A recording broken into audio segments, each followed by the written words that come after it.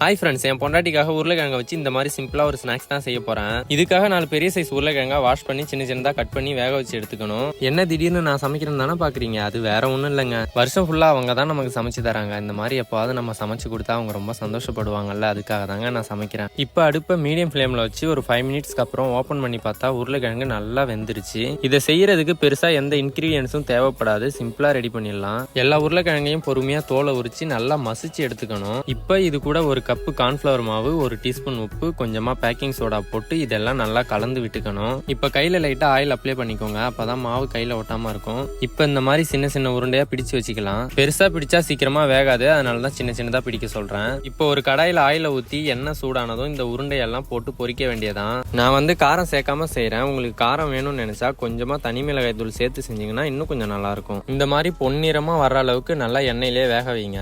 இந்த டிஷ்ஷை செய்ய எனக்கு 1 hour கிட்ட ஆச்சு. ஏன்னா நான் வீடியோ எடுத்தனால டைம் ஆயிடுச்சு. நீங்க செஞ்சீங்கன்னா ஜஸ்ட் 1/2 hourலயே செஞ்சு முடிச்சிடலாம். இப்ப பொரிச்சு எடுத்ததெல்லாம் என் பொண்டாட்டிட்ட கொடுத்தா அவளும் சாப்பிட்டு பார்த்துட்டு நல்லா இருக்குன்னு சொல்லிட்டா. ஆனா உண்மையை சொல்லணும்னா லைட்டா உப்பு தான் கம்மியா இருந்துச்சு. நீங்க செஞ்சீங்கன்னா நல்லபடியா செஞ்சு சாப்பிடுங்க. Okay, bye friends.